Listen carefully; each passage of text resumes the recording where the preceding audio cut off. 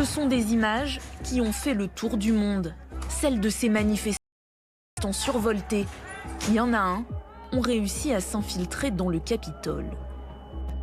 Des scènes à peine croyables,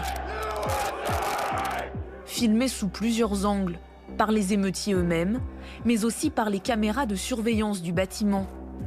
Pour la première fois, ces vidéos ont été projetées, visionnées et décortiquées par les sénateurs. Une plongée dans ces 4 heures de violence qui ont fait vaciller la démocratie américaine. Le 6 janvier dernier, les policiers postés à l'extérieur de l'édifice sont rapidement débordés. Leurs caméras, placées sur leurs gilets pare-balles, enregistrent tout. Les altercations avec les manifestants, mais aussi tous les coups qu'ils reçoivent.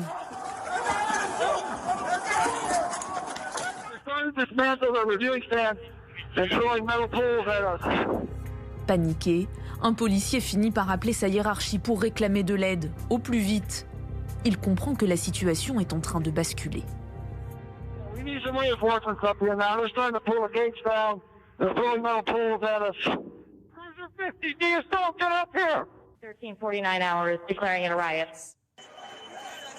Dans le viseur des insurgés, plusieurs cibles.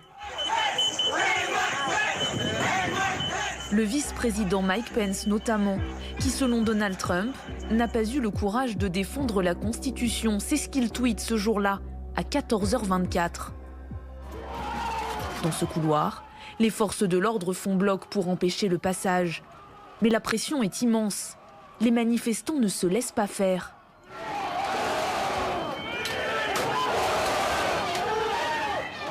Ce policier se retrouve coincé dans l'entrebâillement de la porte, complètement écrasé. Il hurle de douleur. À ce moment-là, la foule ignore que Mike Pence est tout proche, à 30 mètres à peine. À la hâte, les services secrets arrivent à l'évacuer. You can see Vice President Pence and his family quickly move down the stairs. The Vice President turns around briefly as he's headed down. L'affolement est général. Les émeutiers, eux, au contraire, s'installent partout, comme s'ils étaient chez eux, et impossible de les stopper. Par petits groupes, ils ont envahi chaque recoin du Congrès.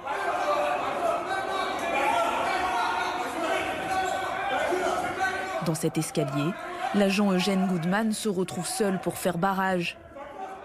Il résiste un moment, mais face à lui, ses opposants sont incontrôlables. Pas d'autre choix alors que de prendre la fuite. Sur son chemin, il croise le sénateur Mitt Romney qui cherche par tous les moyens à sortir du bâtiment, mais qui en réalité, sans le savoir, fonce tout droit vers les assaillants.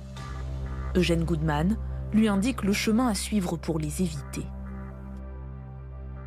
I was very fortunate indeed that Officer Goodman was there to get me in the right direction. Did you know you were that close to those folks when you came down this hall? No, I did not. It tears at your heart and brings tears to your eyes. That was overwhelmingly distressing and emotional.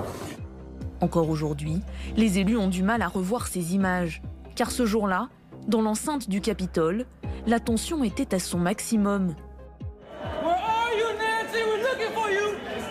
Nancy Pelosi, la présidente démocrate de la Chambre des représentants.